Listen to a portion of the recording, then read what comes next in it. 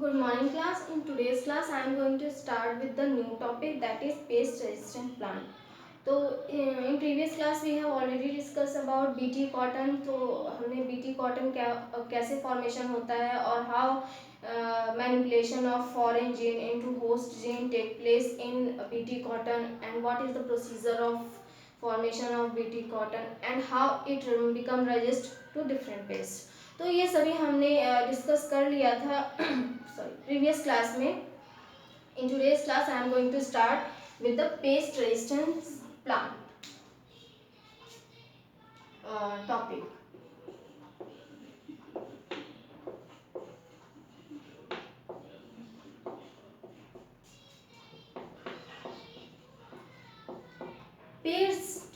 Paste resistant plant. तो what is pest resistant plant? तो जितने भी हम प्लांट्स बायोटेक्नोलॉजी में बनाते हैं वो या तो जीनोम का वहाँ पे मैनिपुलेशन होगा, दैट मीन्स कि अनदर ऑर्गेनिज्म का जो कि उस पेस्ट के लिए रेजिस्ट है उसके जीनोम को प्लांट के जीनोम से मैनिपुलेट करा जाएगा और अल्टर किया जाएगा. तो ये मेजर प्रोसेस है बायोटेक्नोलॉजी का. तो इसमें पेस्ट रेजिस्टेंट प्लांट कैसे बनाते हैं? तो यहाँ पे पेस्ट रेजिस्टेंट प्लांट बनाने के लिए जो टेक्निक यूज़ की जाती है वहाँ पे फॉरेन जीन किया जा रहा था, लेकिन यहाँ पे डिफरेंट मेथड है. वो मेथड क्या है कि फॉर्मेशन ऑफ या interference, RNA interference, formation of RNA interference.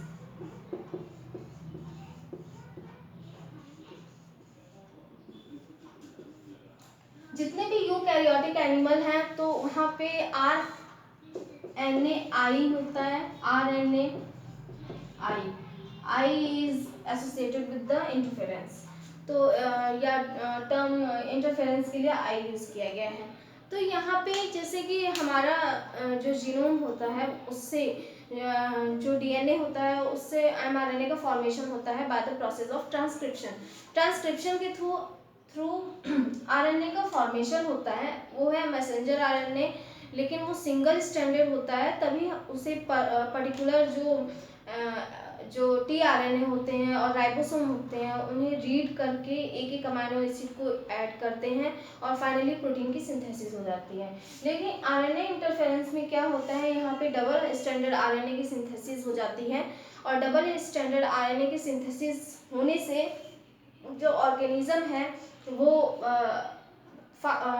जो कोई भी पेस्ट है अगर वहाँ पे हम RNA इंटरफेरेंस को डाल दें तो वहाँ पे क्या होगा कि वहाँ पे डबल स्टैंडर्ड RNA बन जाएगा और डबल स्टैंडर्ड RNA बनने से प्रोटीन की सिंथेसिस नहीं होगी जो उस पेस्ट को चाहिए, जो रिक्वायर है प्रोटीन, और फाइनली उस पेस्ट की डेथ हो जाएगी. तो ये एक्सपेरिमेंट किया गया था helminth. Experiment take place on एक हेलमिंथ है, हेलमिंथ मिलेडोगाइनी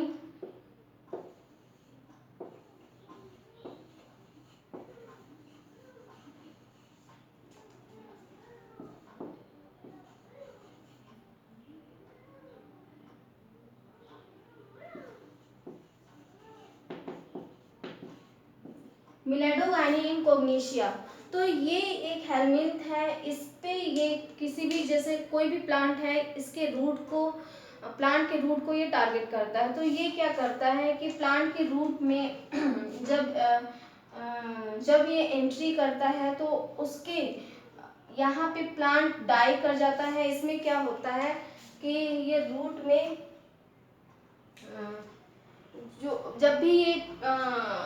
जब भी ये हेलमिंथ किसी भी प्लांट के रूट को टारगेट करता है और इन्फेक्ट करता है तो जो भी हमारा इल्ड प्रोडक्शन है किसी भी क्रॉप का, तो वो क्रॉप प्रोडक्शन डिक्रीज कर जाता है. ये क्या करता है कि वहाँ के जो वहाँ पे अपने RNA को इंट्रोड्यूस करके अपने लिए प्रोटीन की सिंथेसिस करने लग जाता है। अगर हम आरएनए इंटरफेरेंस को ऐसे प्लांट में रजिस्ट करा, जितने भी प्लांट्स बायोटेक्नोलॉजी के थ्रू बनाए वहाँ पे अगर यूकैरियोटिक डीएनए आरएनए इंटरफेरेंस का अगर डाल दे तो ये क्या होगा, जब भी यहाँ पे इंट्रोड्यूस करा देंगे डीएनए, जब भी हम अब बायोटेक्नोलॉजी जो प्लांट के लिए है,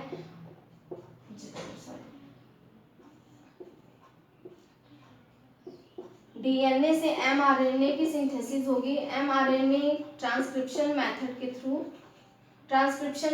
थ्रू। तो ये सभी हमने डिस्कस कर लिया है कि डीएनए से एमआरएनए की सिंथेसिस कैसे होती है और फाइनली प्रोटीन की सिंथेसिस ट्रांसलेशन के थ्रू कैसे होती है।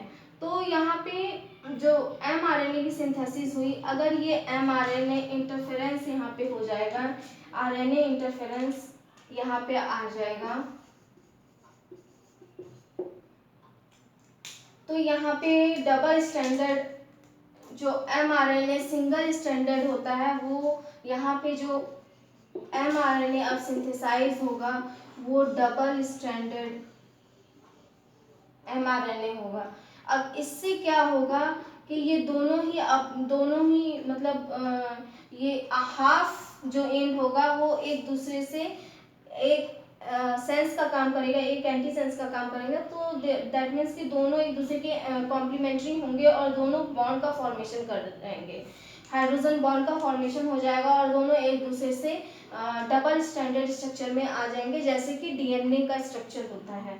तो इस केस में अब क्या होगा कि इसे राइबोसोम रीड नहीं कर पाएगा, और राइबोसोम रीड नहीं कर पाएगा तो टीआरएनए पर्टिकुलर अमाइनो एसिड नहीं यहाँ पे ज्वाइन हो पाएगा। और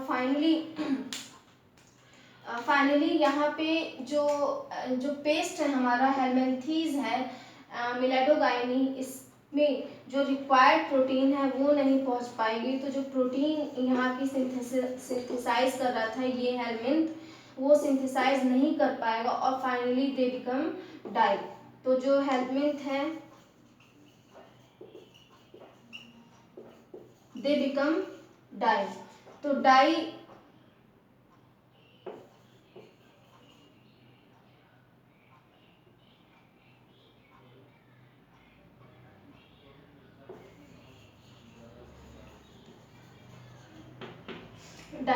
तो जो फाइनली हेलमिंथ है वो डाई कर जाएगा। और इसी तरीके से ये आरएनए इंटरफेरेंस वर्क करता है। ये क्या करता है आरएनए इंटरफेरेंस, यहाँ पे साइलेंस करने का काम करता है एमआरएनए को, और जो प्रोसीजर यहाँ पे होगा ये साइलेंसिंग, जो एमआरएनए की साइलेंसिंग हो जाएगी। और फाइनली साइलेंसिंग से क्या होगा, प्रोटीन की सिंथेसिस नहीं हो पाएगी और हेलमिंथ डाई कर जाएगा। तो इस तरीके से पेस्ट रेजिस्टेंट प्लांट बनाते हैं। सिंपली आरएनएआई जो है इसको इंटरफेरेंस आरएनए को इंट्रोड्यूस कर देते हैं इन प्लांट जीनोम, और प्लांट जीनोम में डबल स्टैंडर्ड आरएनए का फॉर्मेशन होता है, डबल स्टैंडर्ड का आरएनए का फॉर्मेशन होता है। अब जिससे ये जो मिलेडोकाइनी था अब रूट को अपने प्रोटीन सिंथेसिस के लिए इन्फेक्ट कर रहा था। जब भी ये मिलेडोकाइनी रूट में इन्फेक्शन कॉज करता है तो यहाँ पे क्या होता है कि सिंगल स्टैंडर्ड आरएनए को आरएनए इंटरफेरेंस से डबल स्टैंडर्ड आरएनए में कन्वर्ट कर दिया जाता है, जिससे फाइनली जीन की साइलेंसिंग हो जाती है। अब जीन साइलेंसिंग हो गई, दैट मीन्स कि ये पर्टिकुलर एमआरएनए और डबल स्टैंडर्ड एमआरएनए ये प्रोटीन की सिंथेसिस नहीं कर पाएगा, और जो प्रोटीन इस हेलमिंथ को चाहिए फॉर देयर न्यूट्रिशन और ग्रोथ के लिए वो प्रॉपर फंक्शन नहीं हो पाएगा, और ये फाइनली जो हेलमिंथ है वो डाई कर जाएगा। नाउ अब एग्रोबैक्टीरियम भी इसी के लिए यूज किया जाता है। नेक्स्ट एग्जांपल है एग्रोबैक्टीरियम। जैसे पहला एग्जांपल था मिलेडोकाइनी का जो हेलमिंथ है, अब एग्रोबैक्टीरियम ये बैक्टीरिया है। एग्रोबैक्टीरियम में टीआई प्लाज्मिड प्रेजेंट होता है और ये क्राउन गॉल डिजीज कॉज करता है किसी भी प्लांट में फॉर देयर न्यूट्रिशन। तो अपने प्रोटीन की सिंथेसिस के लिए ये प्लांट में क्राउन गॉल डिजीज और एज ए ट्यूमर कॉज करता है। तो एग्रोबैक्टीरियम। नेक्स्ट एग्जांपल है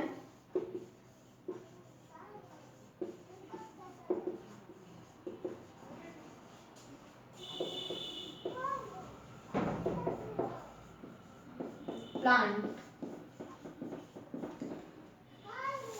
इसमें दो प्रोसेस होते हैं। पहला तो ये एग्रोबैक्टीरियम क्या करता है एक्चुअली में, जब प्लांट में ये इन्फेक्शन कॉज करता है तो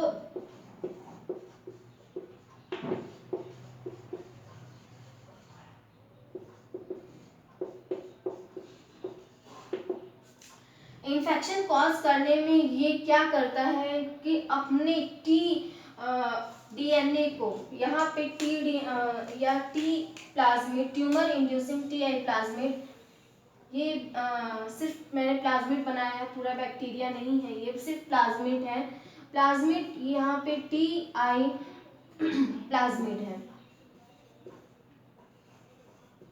टी आई प्लाज्मिड। अब जब भी ये प्लांट में इंफेक्शन कॉज करेगा तो सिंपली अपने टी आई प्लाज्मिड को इस प्लांट सेल में इंट्रोड्यूस कर देगा। अब प्लांट सेल में इंट्रोड्यूस करने के बाद ये टी आई प्लाज्मिड करता क्या है कि प्लांट सेल को स्टिमुलेट करता है कि ये अपना सेल डिवीजन करे, और इस तरीके से स्टिमुलेट करता है जिससे कि ये अपना सेल डिवीजन, प्लांट अपना सेल डिवीजन करे। और प्लांट फाइनली जब सेल डिवीजन तेजी से होने लगता है तो यहाँ पे प्लांट में ट्यूमर कॉज होने लगता है, जिसे बोला जाता है क्राउन गॉल डिजीज।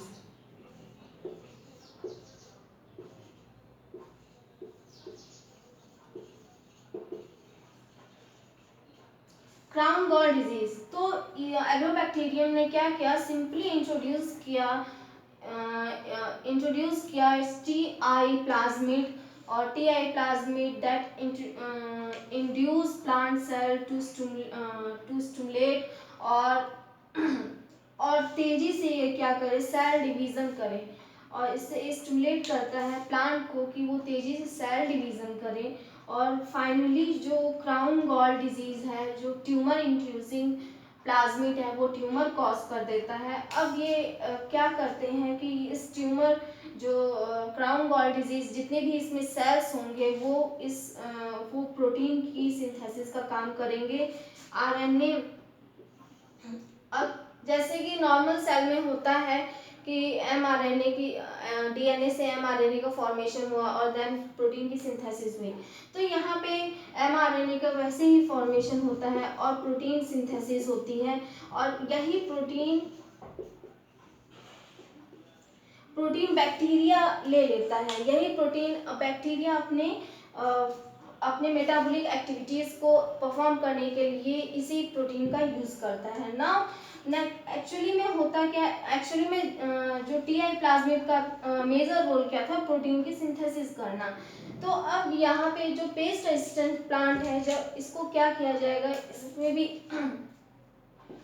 ये क्या, यहाँ पे क्या होगा, जब भी ये इन्फेक्शन कॉज करेगा और अपने टी आई प्लाज्मिड को जब इंट्रोड्यूस कर देगा इन प्लांट सेल, तब अगर प्लांट रेजिस्ट है तो यहाँ पे आरएनए इंटरफेरेंस होगा, और सिंपली जो क्राउन गॉल डिजीज कॉज हो रही थी, अब ये पूरा क्राउन गॉल डिजीज होने से सिर्फ इसमें प्रोटीन जो बन रही है, एग्रोबैक्टीरियम के लिए प्रोटीन बन रही है, लेकिन हमें जो प्रोटीन चाहिए या प्लांट को जो प्रोटीन चाहिए, वो प्लांट प्रोटीन उसके रिप्रोडक्शन के लिए और प्रॉपर यील्ड ऑफ क्रॉप के लिए चाहिए, जिससे कि प्रॉपर यील्ड हो सके, क्रॉप का प्रोडक्शन हो सके।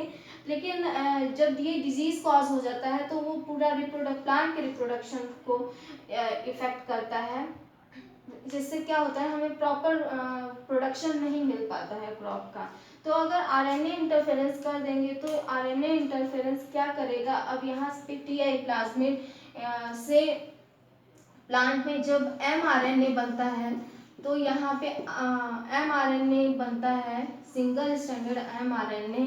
अब सिंगल स्टैंडर्ड एमआरएनए पे क्या आरएनए इंटरफेरेंस आ गया, इंटरफेरेंस आने पर अब इसके पास दो सेगमेंट हो गए, एक सेंस सेगमेंट और एक anti sense segment.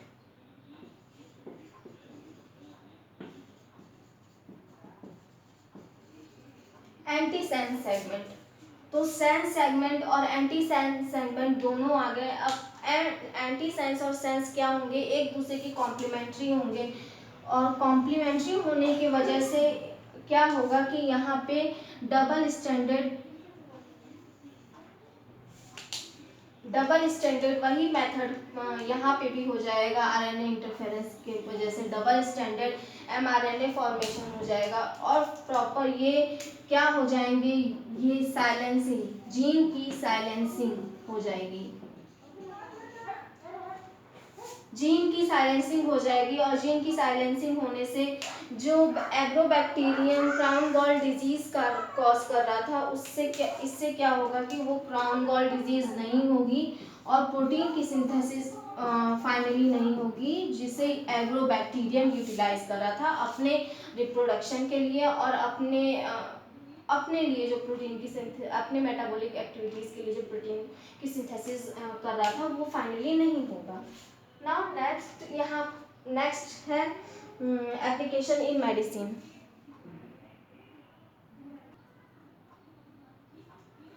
Application in medicine, application इनका कैसे किया जाता है, वही रिकॉम्बिनेशन प्रोसेस है जिसके थ्रू मेडिसिन का फॉर्मेशन किया जाता है। तो सबसे पहले इसमें जो प्रोडक्शन होगा वो थेरेप्यूटिक ड्रग्स का होगा,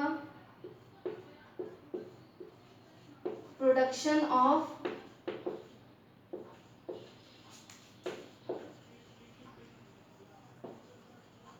थेरेप्यूटिक ड्रग्स। तो जितने भी थेरेप्यूटिक ड्रग्स अभी तक बनाए गए हैं रिकॉम्बिनेशन बायोटेक्नोलॉजी के थ्रू, रिकॉम्बिनेंट जो ड्रग्स बनाए गए हैं वो है 30 ओवर पूरे वर्ल्ड में 30 हैं, जिसमें से 12 इंडिया के हैं। तो पूरे वर्ल्ड में 30 थेरेप्यूटिक ड्रग्स यूज किए जाते हैं, मतलब नोन है।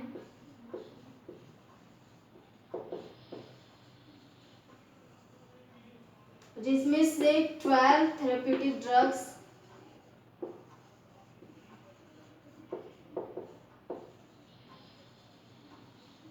इंडिया में नोन है, नोन इन इंडिया और use in India.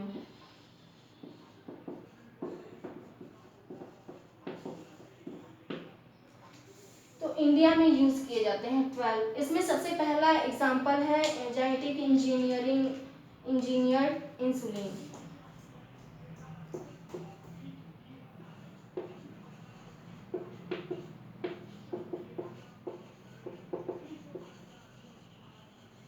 Insulin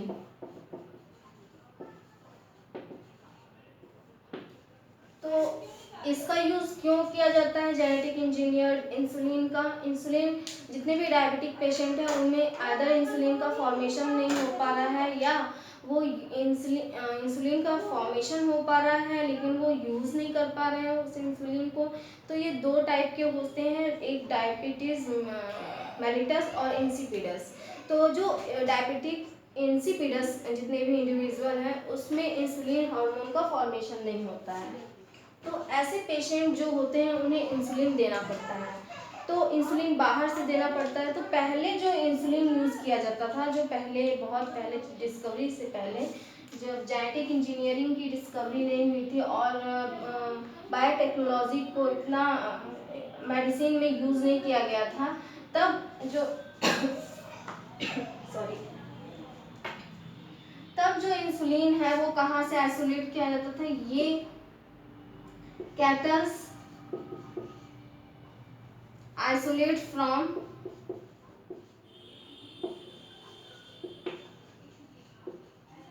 cattle and pigs। Pancreas of cattle और पिग के पैनक्रियाज में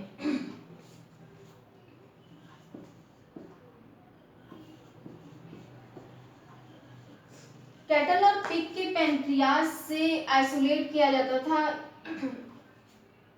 पैनक्रियाज से इंसुलिन को आइसोलेट किया जाता था और फिर इसे इंट्रोड्यूस किया जाता था इंजेक्शन के फॉर्म में इन ह्यूमन।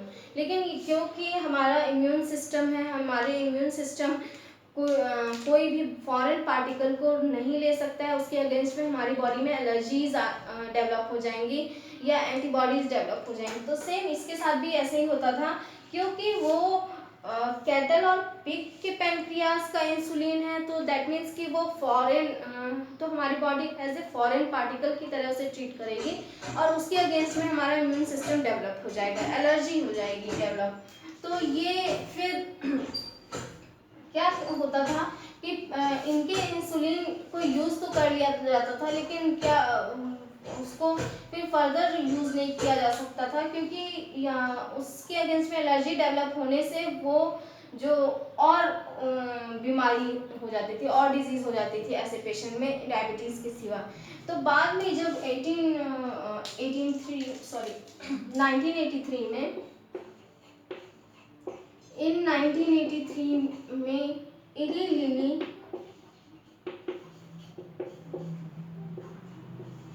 एक अमेरिकन कंपनी है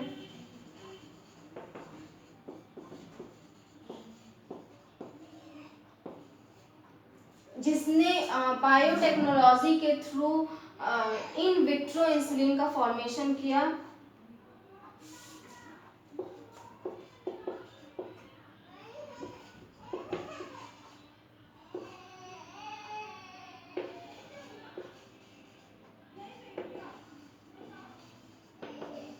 इंसुलिन, जब भी इंसुलिन जो हमारा होता है ये डबल चैन में होता है, और नॉर्मली जो पैनक्रियाज में इंसुलिन बन रहा है वो कैसे, तो ये बनाना बहुत डिफिकल्ट था, क्योंकि बायोटेक्नोलॉजी के थ्रू, क्योंकि जो नॉर्मल ह्यूमन इंसुलिन या ह्यूमन की बॉडी में जो इंसुलिन बन रहा है वो बीटा सेल ऑफ पैनक्रियाज,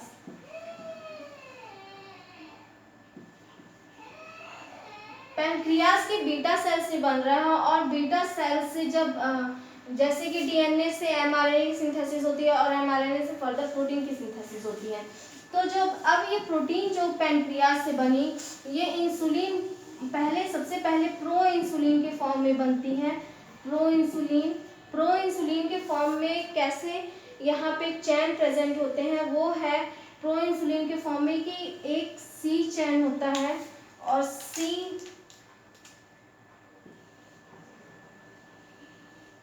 यहाँ पे ए चैन, सी चैन, देन बी चैन, तो 3 चैन होते हैं प्रो इंसुलिन में। अब जब ये मैच्योर इंसुलिन में बनता है तब इसके जो सी पेप्टाइड है इसको निकाल दिया जाता है, इसे कट करके आइसोलेट कर लिया जाता है, और इन बॉडी में जैसे पैनक्रियाज की यहाँ पे बात हो रही है, पैनक्रियाज सेल में क्या होता है, जब प्रो इंसुलिन के फॉर्म में बनता है, अब प्रो इंसुलिन से जब मैच्योर इंसुलिन बनेगा तब सी पेप्टाइड को कट करके निकाल दिया जाएगा, क्योंकि प्रोटीन फिर यहाँ से शॉर्टिंग के लिए जाती है। प्रोटीन जब शॉर्टिंग होगी तो यहाँ से जो इंसुलिन बनेगा, तो सिर्फ यहाँ पे मैच्योर इंसुलिन में 2 चैन होंगे, और दोनों चैन एक दूसरे से सल्फाइड डाइसल्फाइड बॉन्ड के थ्रू जुड़े होंगे, डाइसल्फाइड बॉन्ड के थ्रू जुड़े होंगे, और यहाँ से सी चैन को अलग कर लिया जाता है, सेपरेट कर लिया जाता है जब मैच्योर इंसुलिन का फॉर्मेशन किया जाता है, और दोनों चैन ए और चैन बी मैच्योर इंसुलिन में होते हैं। इन मैच्योर इंसुलिन, तो मैच्योर इंसुलिन का स्ट्रक्चर ऐसा होता है, लेकिन अगर फॉर एग्जांपल अगर हमने जीनोम जो ह्यूमन डीएनए है वहाँ से अगर हम जीनोम निकालते हैं इंसुलिन का, तो पूरा का पूरा प्रो इंसुलिन बनेगा। प्रो इंसुलिन अगर हम लगाएंगे तभी वहाँ पे सी डीएनए प्रेजेंट होगा और सी पेप्टाइड प्रेजेंट होगा। तो ऐसे में सी पेप्टाइड को कैसे अलग किया जाए, तो ये प्रोसेस करने के लिए इली लिली ने क्या किया, जो कंपनी है अमेरिकन, इसने क्या किया कि सेपरेटली जीन को आइसोलेट किया। सेपरेटली जीन को जब आइसोलेट करेंगे तो क्या होगा, वहाँ पे सी पेप्टाइड नहीं आएगा, और सी पेप्टाइड के जीन नहीं आएंगे। जब मैच्योर इंसुलिन का फॉर्मेशन होगा तो दोनों को सेपरेटली बनाया जाएगा और फिर डाइसल्फाइड बॉन्ड से जोड़ दिया जाएगा। तो ये इन विट्रो में इस तरीके से किया जाता है। इन विट्रो में क्या हुआ कि सिर्फ सेपरेट ह्यूमन के जीनोम को ह्यूमन के जीनोम में से चैन ए के लिए जीन आइसोलेट किया, isolate gene from for chain A, then isolate gene from chain for chain B। दो जीन आइसोलेट किए, चैन ए के लिए, चैन बी के लिए। अब क्या किया इन्होंने, ई कोलाई के प्लाज्मिड में इसे इंट्रोड्यूस कर दिया। यहाँ पे ई कोलाई प्लाज्मिड है। अब ई कोलाई के प्लाज्मिड में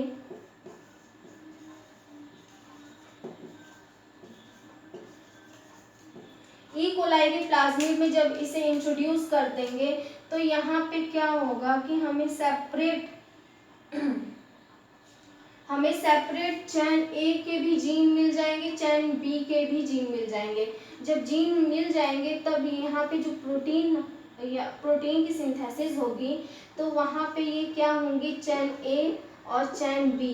अब इन्हें क्या किया जाएगा, फोल्ड करके इन विट्रो डाइसल्फाइड बॉन्ड के थ्रू जोड़ दिया जाएगा, जॉइन बाय डाइसल्फाइड बॉन्ड और डाइसल्फाइड ब्रिज। डाइसल्फाइड बॉन्ड और डाइसल्फाइड ब्रिज की से जब जोड़ दिया जाएगा तब यहाँ पे क्या होगा कि हमारा एक मैच्योर इंसुलिन हमें मिल जाएगा, मैच्योर इंसुलिन। अब बायोटेक्नोलॉजी में बैक्टीरिया की क्लोनिंग कैसे करते हैं और प्लाज्मिड की क्लोनिंग कैसे करते हैं, we have already discussed in process principle and processes of biotechnology. तो उसमें हमने पहले डिस्कस कर लिया, यहाँ पे सिर्फ प्रोसेस समझना था। नेक्स्ट यहाँ पे नेक्स्ट टॉपिक है gene therapy,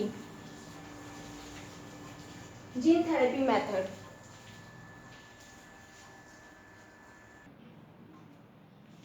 gene therapy method, इसमें क्या किया जाता है कि किसी भी कोई भी डिजीज़ है वो जेनेटिक है और जीन्स अगर उसके जीनोम पे प्रेजेंट है उस डिजीज़ से रिलेटेड जीन, तो उन्हें आइसोलेट कर दिया जाएगा और उन्हें कट करके निकाल दिया जाएगा और फ्रेश जीन जिस जीन पर किसी भी डिजीज़ के सिम्टम्स प्रेजेंट नहीं है उस जीन को इंट्रोड्यूस कर दिया जाएगा।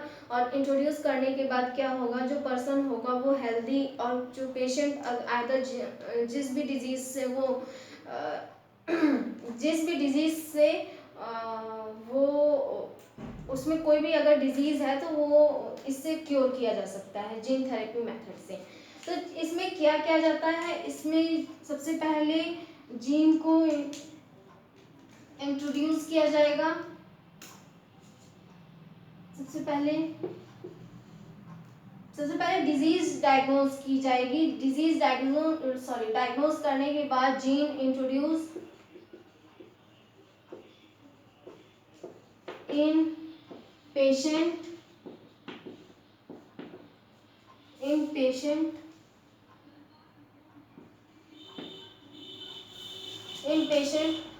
तो जिस भी पेशेंट के पास अगर कोई डिजीज़ है और वो किसी डिजीज़ से ट्रबल्ड है या उसको कोई डिजीज़ परेशान कर रही है, या तो फॉर एग्जांपल यहाँ पे EDA डिजीज़ है, adenosine deaminase deficiency, adenosine deaminase deficiency.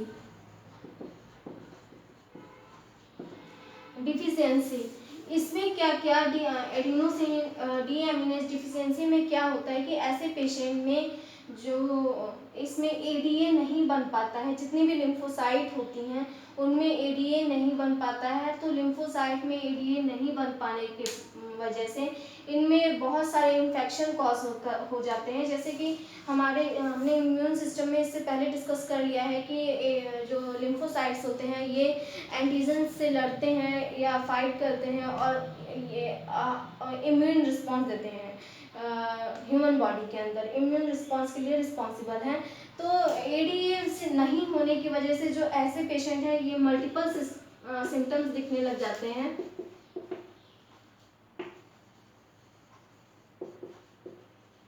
जैसे डायरिया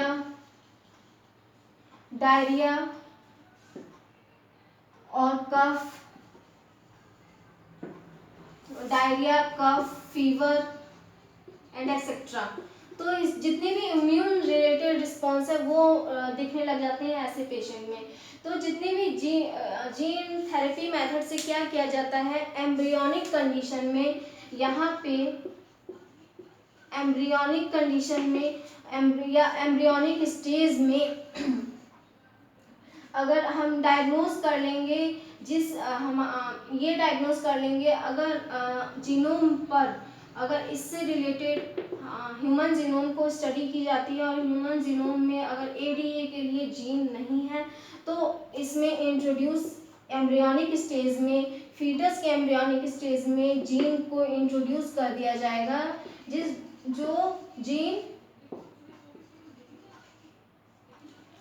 जीन एडीए से रिलेटेड है। जब इंट्रोड्यूस कर दिया जाएगा तो परमानेंट इसका क्योर हो जाएगा।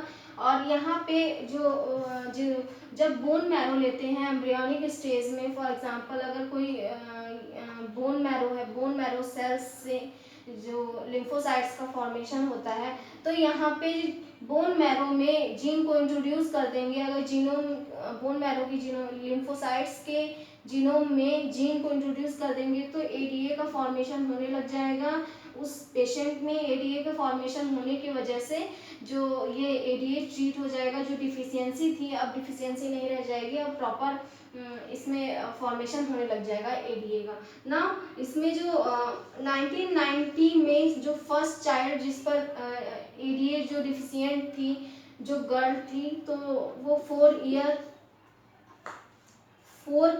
ईयर ओल्ड गर्ल चाइल्ड पे किया गया था।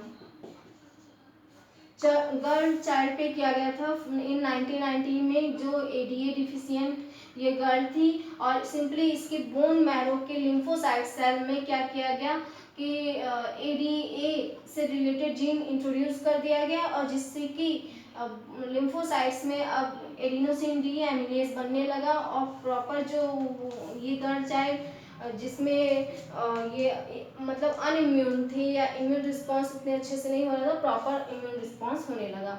तो नेक्स्ट टॉपिक है मॉलिक्यूलर डायग्नोसिस, वो नेक्स्ट क्लास में डिस्कस होगा।